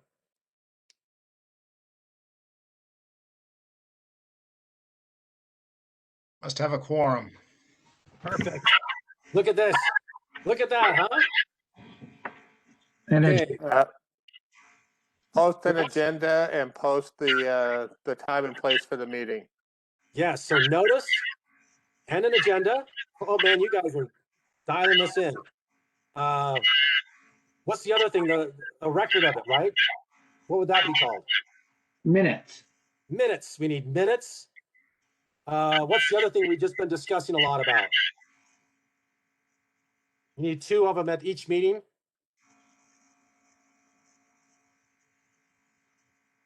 On the agenda and not on the agenda within your jurisdiction.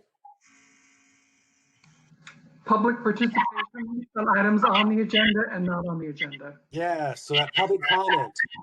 Perfect. And then the last one, let's see. The last one is, you can find that in on page L3. It's the MCA, it's 23202 on page L3 if you've got it. Zuppa. Pesante. Ape. Ragazze. Acido.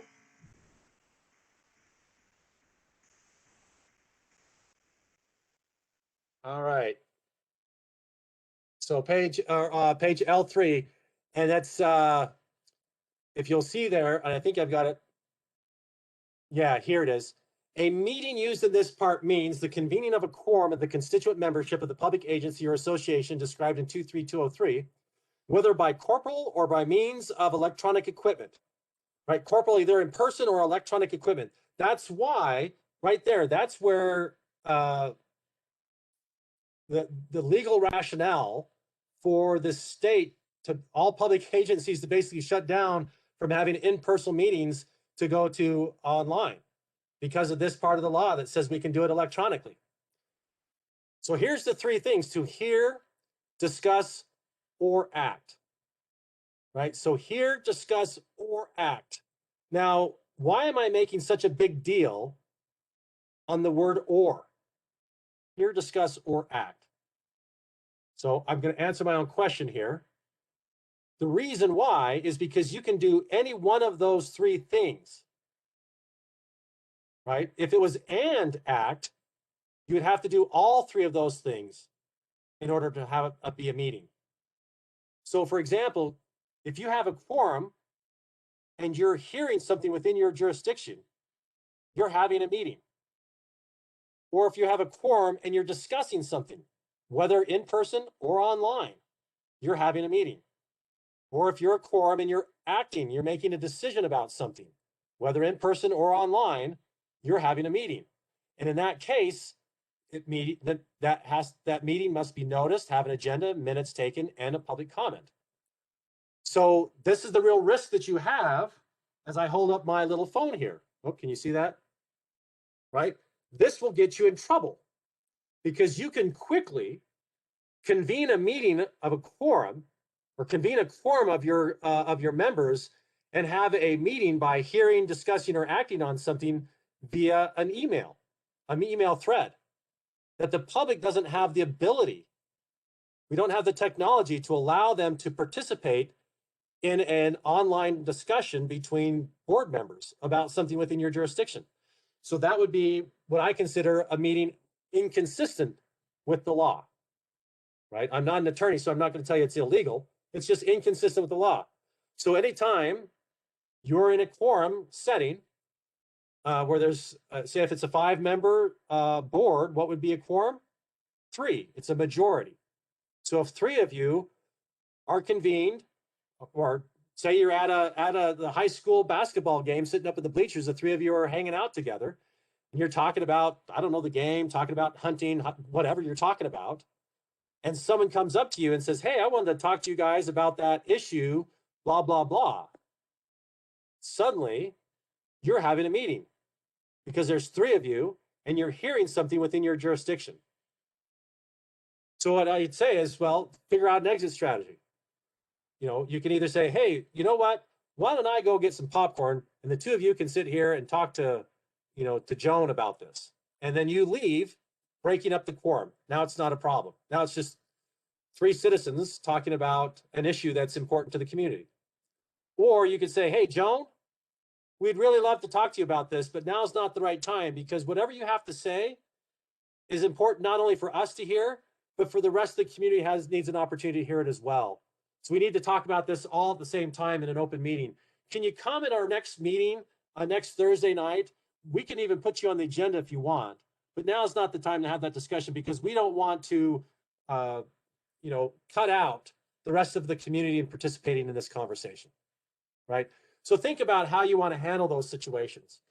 And I think it's great if you guys, you know, if board members are friends, you know, that's helpful, but also it may also mean that there's not enough diversity on your board. If you're all, you know, friends and hang out together and are like-minded, right? Sometimes we like to have that tension of having diverse ideas and views represented in our boards to bring out the best of you and the best of your community as you labor over some of these important public decisions and questions. So I'm just going to point out here, this is not convenient. It's not efficient. It's not designed or intended to be convenient or efficient. It's really, again, back to that phrase I use all the time, you're facilitating the public's process, right? So it's the public's work that you're doing. So the public, you're just the one that's at the apex. You're at the apex of the public process, right? So it's as convenient and as efficient as the law will allow. So there we go. We've got that law we've talked about there. Or any thoughts? Let me look back here. Does every recommendation to the commissioners include a public resolution from the board? This is from Glenda. I'm assuming this is if you're in a community council and you're wanting to send something to the commission as a recommendation or some advice from your community council. Is that what you're referring to here?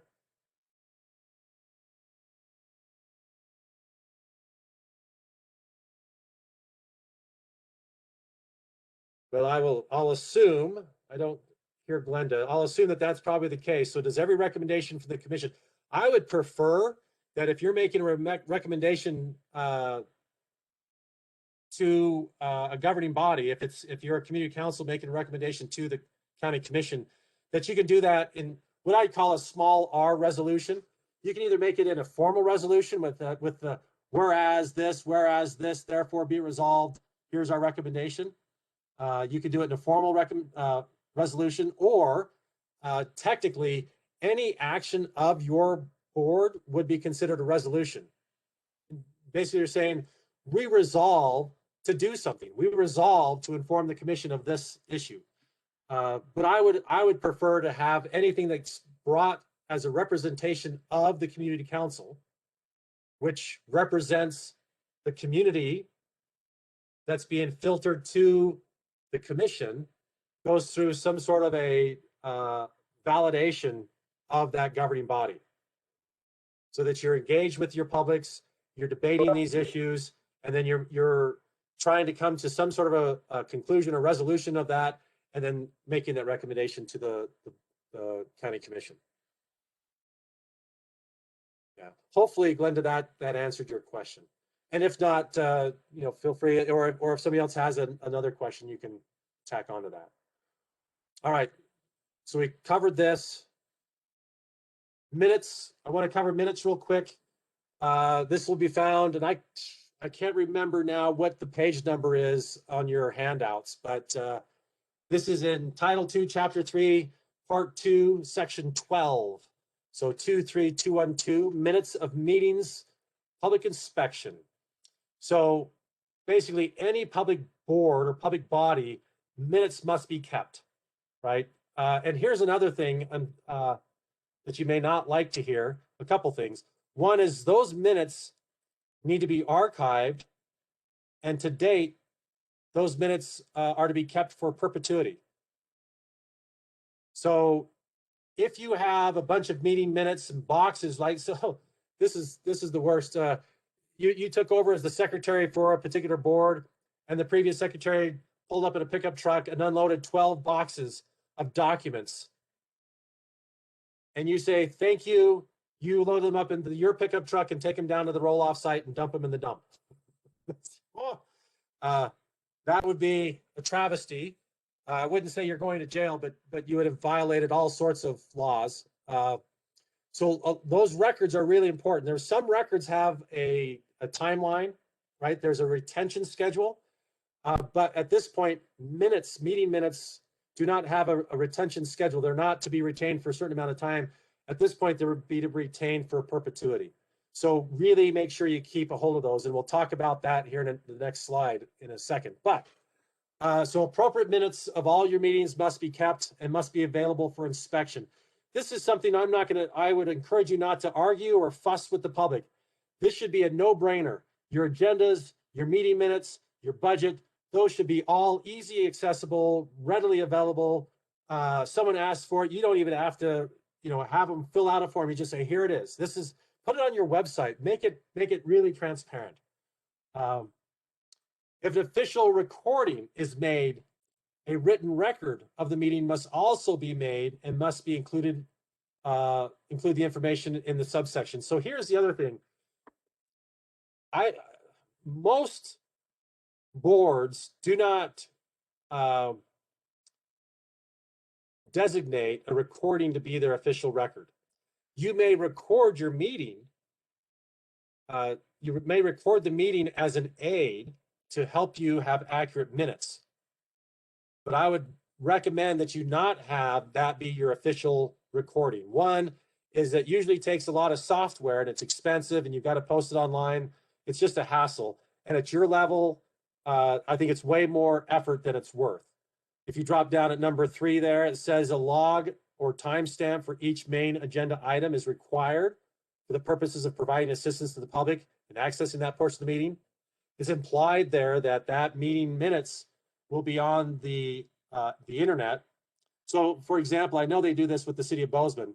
They have the agenda posted of the meeting that just took place. And then you click on each agenda item and it takes you right to the recorded meeting minutes that you can then listen to or watch video of it. It's sophisticated stuff, and at your level, you don't want to do that. So I would recommend you just keep normal minutes. You can use the recording as an aid to make your meetings accurate, but not designate that as your official recording. And even still, you have to write minutes anyway. So usually that's for those more metro cities and counties that have a lot of public involved and interested, and it's a way for them to more effectively engage the citizens. All right, so with that said, meeting minutes must include without limitation the date, time, place of the meeting, a list of the individual members of the public body, agency, or organization who are in attendance, right? So who is there representing the board? The substance of all matters proposed, discussed, or decided, right? The substance. So verbatim minutes, I would argue, are too much. But action minutes, where it just says, motion, action, is not enough. But it's the substance of all matters proposed, discussed, and decided. So the way I would like to think about that in helping you understand, if you are indeed the minute taker, is if you had to come back 10 years from now and read the minutes of that meeting, would you understand the context and the rationale that went into the decision that was made? What was the thoughts of the board in the, in support of it? What were the board's, the cons, the pros, the cons? It gives you a sense that, what went into the decision that was made. As a person that's gone back and read lots of meeting minutes from, the 40s and 50s, I've seen some tremendous minutes that today, in the context of our modern society, you think about the decision that was made by a board or a commission or a council, you think, what on earth were they thinking? You go back in the 50s and you read their meeting minutes and you hear and you understand, because that's the substance of what the discussion was. And you realize, oh, it makes perfect sense because I understand the logic that went into the thought process that made that decision. Anyway, so that might be helpful for you. Let's see. And at the request of any member, the record of the votes by individual members. So it's either a voice vote, the ayes have it, nays, or the nays have it, or whatever, or it's a, by a show of hands. Let's see. The other thing I was going to say here, you need to incorporate the substance of those comments, the public comments that were made also, right? So it's the same. You don't have to verbatim write the public comments. Now, if someone wants to make a public comment and they type it up and they submit it to you, then I would suggest just stapling those comments to the approved minutes, right? Or have them be part of the minutes that are going to be approved, right? So, and right now during this COVID pandemic, where a lot of people are conducting their meetings online, they're submitting comments ahead of time, it's easy to just compile all that and include that with your minutes. So otherwise, if you don't have that and they're just making an oral presentation of their comments, you can then just get the substance of what was said. But if they're submitting it written, it's easy just to staple it onto the minutes. And then finally, number 4, whoa, wow, there we go. Number 4, if you have to close a meeting to discuss an issue of individual privacy, those meetings minutes need to be kept separate from the public meeting minutes. They need to be adopted separate, and they need to be kept separate. They need to be locked. Well, basically, what I would suggest is that you provide those meeting minutes to your legal counsel or give them to the county attorney for safekeeping, and then not to show those minutes unless someone has a court order because they're private and it's dealing with the person's privacy issue. So if you get a new person that joins your board and they request, hey, I'd like to see the meeting minutes of that closed meeting you had 2 months ago. Say, well, fine, I'd love to show them to you. Show me your court order and we'll give them to you, right? So just because you're on the board doesn't mean you get access to all that private information. So if I would seek competent legal counsel if you are ever engaging in a closed or executive session. We're happy to also walk you through that to help you think it through. But again, this is when you're dealing with people's private or the public's right to know or the individual's right to privacy. You're balancing 2 constitutional rights. You don't want to violate one or the other. So make sure you have good, competent legal counsel to help you navigate that process. It shouldn't be done on a whim. So any thoughts or comments, questions about minutes?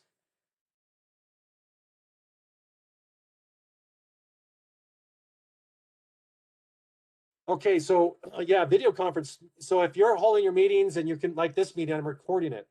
That would be an easy thing to do as well. You can post that, but not have it designated as your official. I would still have your official minutes. It's just an aid for the public to see what happened. But I think that level of transparency is very helpful. But if you don't designate that as your official meeting minutes, then you don't have to go through that timestamp issue of trying to link up your recorded video, if that makes sense, right? Where we have it here, a log or timestamp for each main agenda item. It's just a transparency and a convenience for the public, but it's not this official electronic meetings minutes. I hope that made sense. All right, so we're getting close here, folks. Thanks for hanging with me. Board meeting minutes. This is also new from 2015. If you didn't know, board minutes, and I want to focus in on so your board shall submit the minutes of its proceedings within 30 days after the minutes have been incorporated, or I'm sorry, have been approved by the body for electronic storage and retention.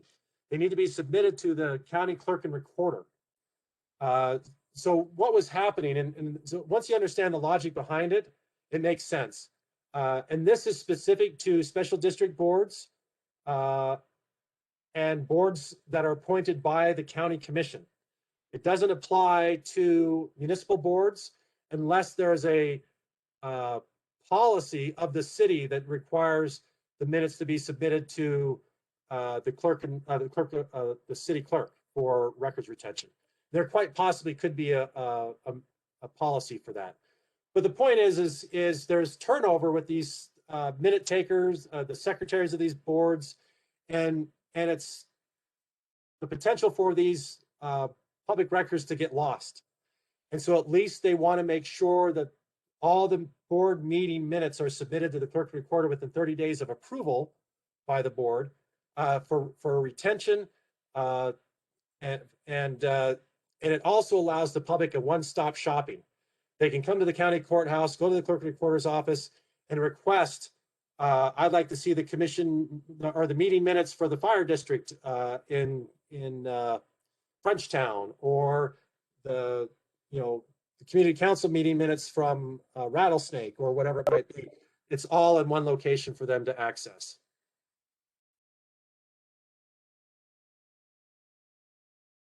So the question, would these regulations apply to subcommittees of a board?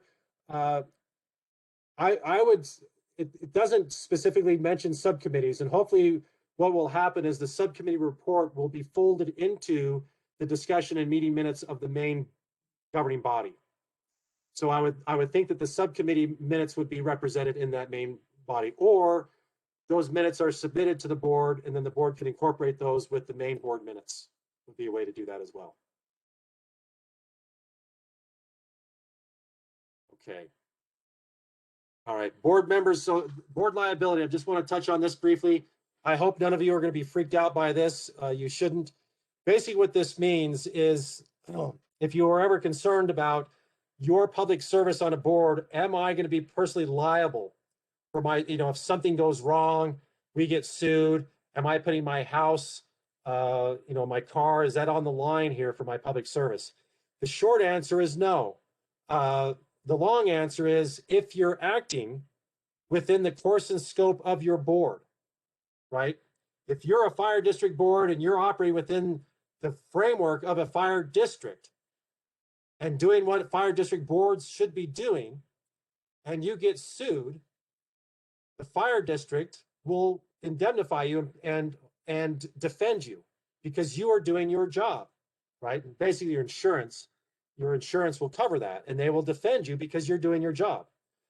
If you act outside your course and scope, if you do something if you act inconsistent with the authority that you have, is another way to put that, right? If you do something that you don't have the authority to do and you get sued, then it could be found that you are personally liable. But at the end of the day, they said, yeah, you had no authority to do that. Your legal counsel said you don't have authority to do that, and you did it anyway. You got sued, and yeah, now you've got to face the consequences. That is not very common. Typically, boards try to stay within their lane, and I would encourage you to follow your legal counsel. But that's what it is. It's legal counsel, but try to stay within your lane, and then you'll be indemnified. And just to be clear, lawsuits are baked into the system, right? If a person says, I don't feel like you have the authority to do that, and they sue you, and you, based on your interpretation of the law, your legal counsel says, yeah, we have the authority to do that, the county or the board will indemnify you and will defend that lawsuit. And if it's found in your favor, then no problem, right? Then that's now we've clarified the law. That's the point of the court system, to clarify, yes, you do have that authority. Or if you lose, no, you don't have that authority. But if you acted in good faith, they will indemnify you. If you act maliciously outside of that, they won't. So one of the ways to find out what is our course and scope, what is that lane, it's usually found in the enabling legislation. That resolution that was adopted by the governing body that created your board, it will say in there what your role and responsibility is. What is your purpose, right? Or it might also define your purpose in the Montana Code Annotated. So you use that resolution and you use the MCA as your guide for giving you your understanding of what is your lane, what is the scope of your power and your responsibility, and then operate within that scope of work. So when in doubt, seek competent legal counsel. And absent of any other questions, yeah, do you have more questions? Any other questions? Let me go ahead and stop sharing. There, is that better? Yeah, so now I guess we'll open it up. Does anyone have any other questions or comments, or is there anything else that I did not cover that you wanted me to cover? We've been at this for slightly over 2 hours, and I don't remember how much time we said this would last, but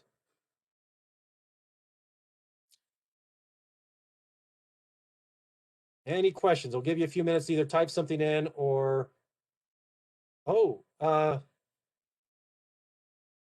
tell you what I will do is I will take this PowerPoint and I'll turn it into a PDF and I'll send it to Kayla? Sorry. I'll send it to her and then she can distribute it to the group. How's that? That's good. Bueno. All right. What else do you have? What other questions you might have?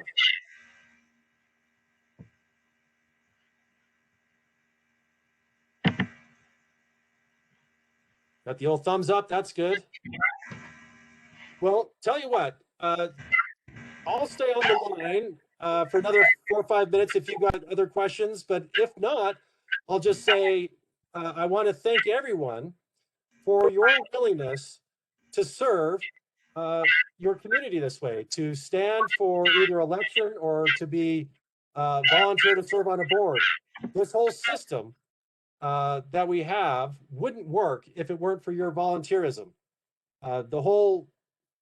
You can imagine the county commission having to deal with, or the city council having to deal with the breadth of all the different boards that are represented here on today's call. There's no way we can expect them to be experts in all those different things. And so they've delegated that out to all of you citizens to be very focused on a very specific issue or service and really provide either that advice and support to them or to administer that particular service, like a fire district is an administrative board and some of your advisory boards, right? And so I just want to say thank you. It makes this whole system work. Appreciate your willingness to serve. And yeah, I wish you well, wish you safety.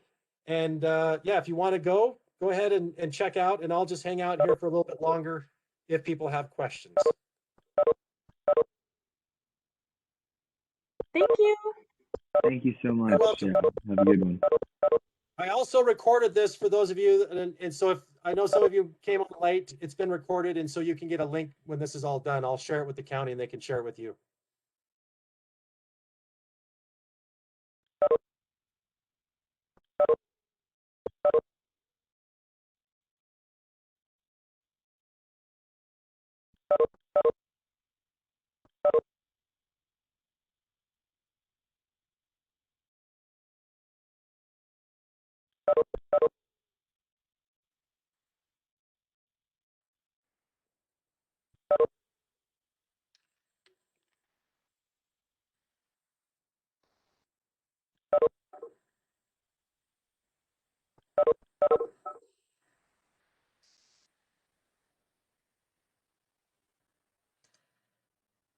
Sure. I serve on the Seeley Swan Hospital District Board, and we basically are the Board of Trustees. We own the building, and we hire or contract with a facility, Partnership Health, out of Missoula, to provide the health care for our community.